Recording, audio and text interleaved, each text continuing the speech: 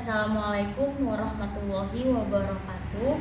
Perkenalkan, saya Saris Karwani dengan NIM 03 10 20 20 42 dari Tadris Biologi 2. Baiklah, di sini saya akan sedikit memaparkan materi tentang sistem endokrin. Sistem endokrin ialah sekumpulan kelenjar dan organ yang memproduksi hormon. Nah, kelenjar ini akan mengeluarkan hormon langsung menuju ke aliran darah untuk mempengaruhi kerja organ ataupun jaringan lain yang ada di tubuh kita. Cara kerja sistem hormon itu ialah menerima rangsangan baik dari dalam tubuh maupun dari luar tubuh yang akan dikirim ke otak, kemudian akan direspon dengan produksi hormon di kelenjar hormon.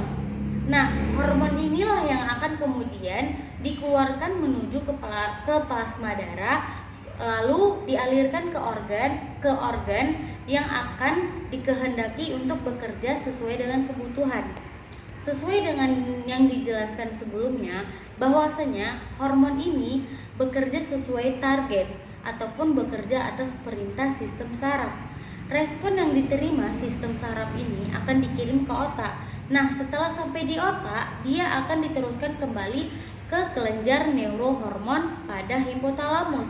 Nah, di kelenjar neurohormon itulah dia dikenal sebagai kelenjar pituitari yang akan mengeluarkan hormon sesuai dengan respon yang akan diterima oleh saraf. Contohnya seperti ketika ibu menyusui. Nah, saat ibu menyusui inilah saraf itu akan mengirim sinyal ke otak kalau ibu itu sedang menyusui. Nah, lalu otak ini yang akan menyampaikan stimulus ke kelenjar pituitari untuk mensekresikan oksitosin.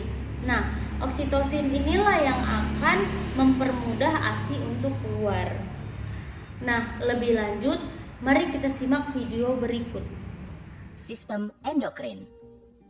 Sistem endokrin adalah sistem yang mengatur dan menghasilkan hormon yang dibutuhkan oleh tubuh manusia.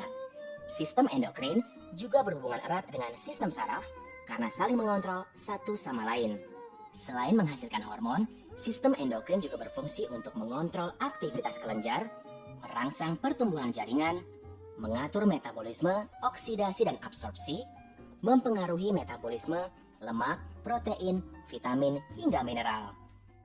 Kelenjar hipofis, salah satu bagian kelenjar endokrin yang terletak di dasar tengkorak dan memiliki peranan penting dalam sekresi hormon. Kelenjar hipofis terdiri dari dua lobus, yaitu lobus anterior dan lobus posterior. Kelenjar tiroid, yang terletak di depan leher dan berfungsi untuk mengatur hormon. Kelenjar paratiroid, kelenjar yang melekat pada tiroid ini terbagi dalam 4 bagian dan menghasilkan hormon yang berfungsi untuk mengatur kadar kalsium dan fosfor dalam tubuh. Kelenjar timus, terletak di dalam toraks dengan tinggi seperti trakea dan berfungsi menghasilkan limfosit. Kelenjar adrenal, kelenjar ini terbagi 2. Memiliki fungsi mengatur keseimbangan air, elektrolit, dan garam, mengatur metabolisme lemak, berfungsi untuk konstriksi pembuluh darah dan relaksasi bronkus. Kelenjar pankreas, kelenjar ini juga terbagi 2, yaitu alfa dan beta. Alfa berfungsi untuk menghasilkan hormon glukagon, sementara beta menghasilkan hormon insulin. Kelenjar kelamin, kelenjar ini juga terbagi 2, yaitu testis pada pria yang menghasilkan testosteron dan ovarium pada wanita yang menghasilkan estrogen. Jagalah asupan nutrisi dan pola makan yang baik untuk merawat sistem endokrin kita.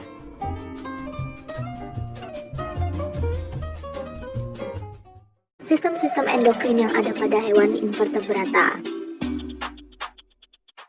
Sistem endokrin pada protozoa itu contohnya pada amuba. Amuba tidak mempunyai sistem saraf maupun sistem endokrin.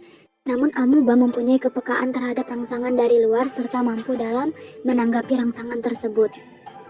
Rangsangan tersebut dapat berupa cahaya ataupun sentuhan. Jika rangsangan yang ada kuat, maka protozoa ini akan menjauh. Sebaliknya, jika rangsangan tersebut lemah, maka ia akan mendekat. Sistem endokrin selanjutnya adalah sistem endokrin yang ada pada porifera. Jadi sistem endokrin pada porifera ini ditemukan di dalam sel-sel intersisial, di mana sel-sel intersisial ini dapat berkembang menjadi nematokis, neuroskeletori, dan gamet. Sel neuroskeletori merupakan jenis neuron atau sel saraf yang fungsinya untuk menerjemahkan sinyal saraf ke rangsangan kimia. Sel-sel tersebut menghasilkan sekresi neurohormon dalam kaitannya sistem endokrin pada porifera. Sistem endokrin selanjutnya adalah sistem endokrin pada Coelenterata, yakni pada hidra. Hidra mempunyai sejumlah sel yang dapat menghasilkan senyawa kimia yang berperan dalam proses reproduksi, pertumbuhan, dan regenerasi. Apabila kepala hidra dipotong, sisa tubuhnya akan mengeluarkan molekul peptida yang disebut aktivator kepala. Zat tersebut akan menyebabkan sisa tubuh hidra dapat membentuk mulut dan tentakel dan selanjutnya membentuk daerah kepala. Contoh lainnya pada filum Coelenterata, misalnya pada ubur-ubur. Jadi, ubur-ubur itu memiliki syaraf cincin sirkum oral dengan serabut radialnya yang mempunyai sel-sel neurosekresi. Neurohormon belum diketahui strukturnya, tapi mempunyai fungsi penting misalnya untuk proses melepaskan gamet. Selanjutnya adalah Platyhelminthes. Jadi hewan ini dapat menghasilkan hormon yang berperan penting dalam proses regenerasi. Hormon yang dihasilkan tersebut juga dapat terlibat dalam regulasi osmotik, ionik, dan dalam proses reproduksi. Kemudian selanjutnya adalah sistem endokrin yang ada pada nematoda. Jadi hewan ini dapat mengalami ganti kulit hingga 4 kali dalam siklus hidupnya, serta mempunyai struktur khusus yang berfungsi untuk sekresi neurohormon yang berkaitan erat dengan sistem saraf. Struktur khusus tersebut terdapat pada ganglion di daerah kepala dan beberapa pada daerah korda saraf. Itulah penjelasan mengenai sistem-sistem endokrin yang ada pada hewan-hewan invertebrata. Semoga informasi ini bermanfaat.